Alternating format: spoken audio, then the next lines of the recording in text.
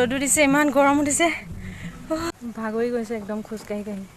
নমস্কাৰ সকলোকে, মোৰ অন্য এটা ভিডিঅ'লৈ আপোনালোকক সকলোকে পুনৰবাৰ স্বাগতম জনাইছোঁ। এইটো আচলতে বহুত দিনৰ আগতেই দিব লগা ভিডিঅ'ই আছিলে।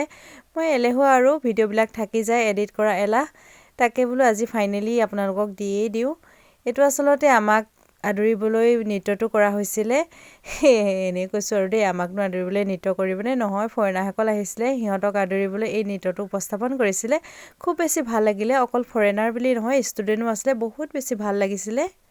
আৰু ইয়াৰ প্ৰথমটি ভিডিঅ' মই আপলোড কৰিছোঁ মোৰ পেজত, আপোনালোকে যদি চোৱা নাই তেনেহ'লে এবাৰ চাব। আৰু এতিয়া আমি গৈ আছোঁ বাৰভুজাত। এই মন্দিৰৰ বিশেষত্ব হ'ল ইয়াত বহুত বেছি শিৱলিংগ আছে।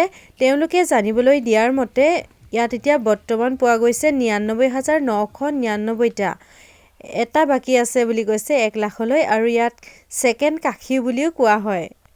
আৰু তেওঁলোকে কোৱা মতে এই শিৱলিংগসমূহ প্ৰায় 200 বছৰৰ পুৰণি বুলি অনুমান কৰা হৈছে। আৰু এতিয়া আমি গৈ আছোঁ স্তূপাসমূহ চাবলৈ। মানুহজন আগতে এবাৰ আহিছে, কিন্তু মইহে অহা নাছিলোঁ। এইফালে এটা কাষতে পুখুৰী আছে, ইয়াত বোলে আগতে গা ধুইছিলে। এতিয়া কিন্তু গা ধোৱাটো বন্ধ কৰি দিয়া হৈছে, ইয়াত লিখিয়ে থৈছে গা ধোৱা নিষেধ বুলি। আৰু এই ঠাইডোখৰত আহি বৰ বেছি ভাল লাগে দেই, গৰম দিনত আহিও ভাল লাগে, একদম বতাহ মাৰি থাকে ধুনীয়া ধুনীয়া। মানুহজনে কৈ আছে অকণমান যদি ওচৰত হোৱা হ'লে সদায় বোলে এপাক আহি ইয়াতে বহি থাকিলোহেঁতেন। সঁচাকৈ দেই, পৰিৱেশটো বহুত বেছিয়ে ভাল লগা, একেবাৰে ঠাণ্ডা পৰিৱেশ। বিশেষকৈ এই ঠাইডোখৰত যে ইমান গছ-গছনি থকাৰ পাছতো ইমান যে চাফা কৰি ৰাখিছে, সেইকাৰণে ভাল লাগিছে এই ঠাইডোখৰত আহি। এইফালে এখন বহিবলৈ চকীও দিছে। ইয়াত বোলে আগতে নাও চলাবলৈ দিছিলে দেই, এতিয়া বোলে নাওকেইখন বন্ধ কৰি থৈছে। নাওকেইখন বেয়াই হৈ আছে নে কি হৈ আছে নাজানো, ইয়াতে থৈ দিয়া আছে, কিন্তু বোলে আজিকালি চলাবলৈ দিয়া নহয়। তাৰ পৰা এইফালে মানুহজনে দেখাই আছে, যিহেতু তেওঁ আগতে আহিছে। এইফালে কিবা আৰ্কিঅলজি ডিপাৰ্টমেণ্ট নে কি আছে বুলি দেখাই আছে তেওঁ। তাৰ পৰা এইফালে আহিলোঁ স্তূপাসমূহ চাবলৈ। এই শ্ৰী শ্ৰী সূৰ্য পাহাৰত 3টা ধৰ্মৰ মিলন ঘটিছিল বুলি কোৱা হৈছিলে, হিন্দু ধৰ্ম, বৌদ্ধ আৰু জৈন ধৰ্ম। এই পাহাৰৰ কাষতে ওপৰত নেকি এটা মন্দিৰ আছে নেকি, ইমান টিলিঙা বাজি আছে নহয়, তাকে মানুহজনৰ লগত পাতি পাতি আহি আছোঁ আৰু। এইফালে স্তূপাসমূহ আছে চাওকচোন। 1950 চনত বোলে ইয়াত বহুত ডাঙৰ ভূমিকম্প হৈছিলে নহয়, তেতিয়া বোলে বহুত শিল মানে খহি গৈছিলে। আচলতে এইবিলাক তেওঁলোকে কোৱা কথাহে দেই, আমি কিন্তু নাজানো। সিহঁতে মানে ইমান ধুনীয়াকৈ বুজাই দিছে নহয়। তাৰ পৰা এইফালে আহিলোঁ চাওকচোন, এইফালে পানী ইমান ধুনীয়াকৈ বৈ আহিছে। আৰু এইফালে বহুত বেছি শিৱলিংগ আছে যে মোৰ ভৰিটো মানে তাতে পৰিব নেকি বুলি ভাবি ইমানেই ভয় লাগি আছে নহয়, একেবাৰে চাই চাই লাহে লাহে আহি আছোঁ আৰু দেই। আৰু বহুত বেছি মানে খোজকাঢ়িব লগা হৈছে, তাৰ কাৰণে বহুত বেছি ভাগৰ লাগিছে।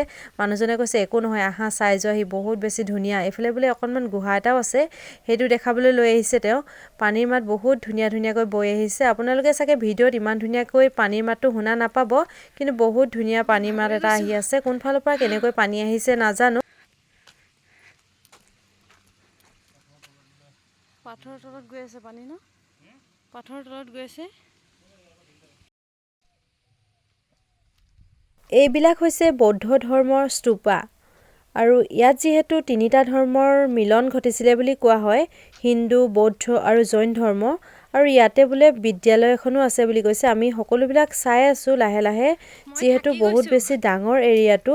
ভাগৰো লাগিছে খোজকাঢ়ি কাঢ়ি, এবাৰ ওপৰলৈ যাব লাগে, এবাৰ তললৈ আহিবলৈ, যিহেতু পাহাৰ সেইকাৰণে বেছি ভাগৰ লাগিছে। যিহেতু আমি একেবাৰে ৰাতিপুৱাই ওলাইছিলোঁ বাইকত, আৰু আচলতে বাইকত অহাৰ কাৰণে আমাৰ বেছি ভাগৰ লাগিছে। তথাপিও আৰু ইমান ধুনীয়া পৰিৱেশটো একেবাৰে এৰিব মন নাই যোৱা। যিমানখিনি পাৰোঁ আমিও চাম আৰু আপোনালোককো দেখাম বুলি। ওপৰত সৰু সৰুকৈ টিলিঙা বাজি আছে। ওপৰৰ পৰা আচলতে পৰিৱেশটো দেখিবলৈ ধুনীয়া হয়, গোটেইখিনি দেখি পায়। সেয়াই আৰু আমি ওপৰলৈ গৈ আছোঁ। মোৰো ভাগৰ লাগিছে, মানুহজনো পিছে ভাগৰি গৈছে দেই। তাৰ পৰা অকণমান ওপৰলৈ গৈহে দেখিলোঁ টিলিঙা মন্দিৰৰ নহয়, টিলিঙা গৰু। সেইফালে চাওকচোন গৰু চৰি আছে। ক'ৰ পৰা কেনেকৈ আহিছে গৰুবিলাক নাজানো দেই, কিন্তু বহুত ওপৰত গৰুবিলাক চৰি আছে। আমাৰ ইমান ভাগৰ লাগিছে যদিও মানে আমনি লগা নাই। আৰু এটা কথা ভাল লাগিছে, ইমান ওপৰত যদিও ঠাইডোখৰ ধুনীয়া হৈ আছে, একেবাৰে চাফা কৰি ৰাখিছে। এইবিলাক স্তূপা বহুত আছে ইয়াতে। আৰু ইয়াত শিকলিৰ নিচিনাকৈ এটা বস্তু দেখিছেনে আপোনালোকে, সেইডাল বোলে মালা, আৰু এইটো শিল কাটি কাটিয়ে বনোৱা হৈছে। এইখিনি কিন্তু একেবাৰে ওপৰত আছে, আপোনালোকে অকণমান কষ্ট কৰিব লাগিব। আজি ৰ'দো দিছে, ইমান গৰম উঠিছে। এখন ইয়াতে বহি ল'লোঁ অকণমান টাইম, বহুত খোজকাঢ়িলোঁ, ভাগৰ লাগি গৈছে। মা ভালো লাগিছে, ভাগৰ লাগিছে খোজকাঢ়ি কাঢ়ি। বহুত দূৰ আহিলোঁ। বহুত পাহাৰ আছে ইয়াতে, বহুত মন্দিৰ আছে, পাহাৰ আছে, বহুত লিংগ আছে। ধুনীয়া একদম চাফা ঠাইডোখৰ।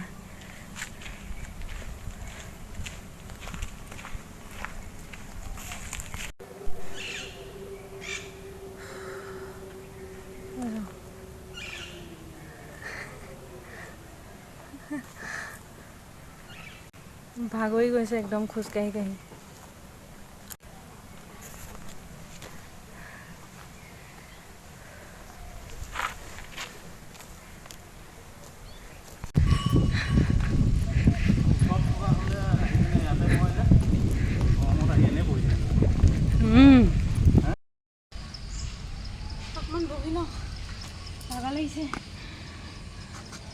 এই ঠাইডোখৰত এই পৰিৱেশটো কিন্তু বহুত বেছি ধুনীয়া।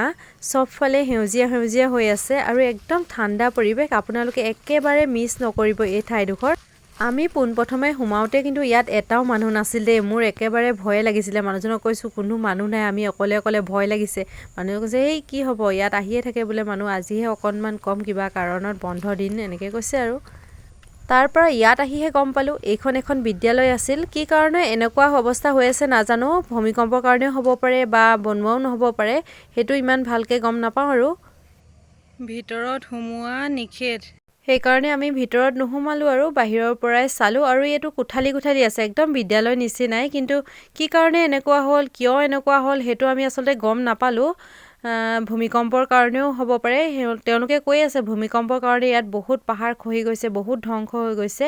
এইফালে এইটো বন চাওকচোন, খুব ধুনীয়া বন, এইটো বোলে বাহিৰৰ পৰা লগাইছে। আৰু এইফালে আমি আহি পালোঁ আকাশী গংগা। এতিয়া আমি চাবলৈ গৈ আছোঁ আকাশী গংগা। এই ষ্টেপকেইটা অকণমান পিছল হৈ আছে দেই, যিহেতু পানী পৰি থাকে সেইকাৰণে অকণমান পিছল হৈ আছে। মানুহজনে কৈছে লাহে লাহে হা, নহ'লে পিছলি পৰিবা বোলে। এইফালে মানুহ বহুত গৈ আছে দেখিছেনে। এইফালে একেবাৰে গুহাৰ নিচিনা আকাশী গংগা ইয়াত লিখাই আছে।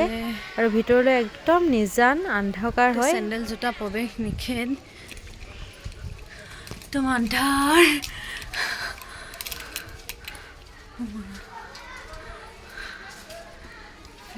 চাকি জ্বলি আছে।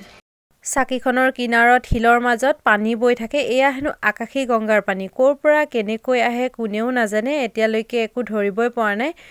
আৰু এই ইমান ডাঙৰ পাহাৰৰ মাজৰ শিলবিলাকত গুৰুৰ শিষ্যসকলে কাটি কাটি তেওঁলোকৰ বিদ্যা অৰ্জন কৰিছিলে। আৰু সেইকাৰণে চাগে ইয়াতে ইমান বেছি শিৱলিংগ আছে আৰু স্তূপা আছে। আৰু এইফালে তলত আছে শ্ৰীকৃষ্ণৰ 10 অৱতাৰ। আৰু এই শ্ৰীকৃষ্ণৰ 10 অৱতাৰৰ বিষয়ে ইয়াৰ পুৰোহিতজনে খুব ধুনীয়াকৈ ব্যাখ্যা কৰিছে।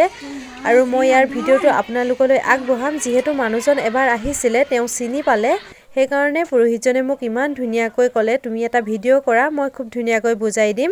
আৰু ইয়াৰ ভিডিঅ'টো মই অতি সোনকালে আপোনালোকৰ মাজলৈ আগবঢ়াম বাৰু। আৰু এইফালে আছে জিৰণি চৰা, ইয়াত ধুনীয়াকৈ আপোনালোকে বহি বহি পাৰিব।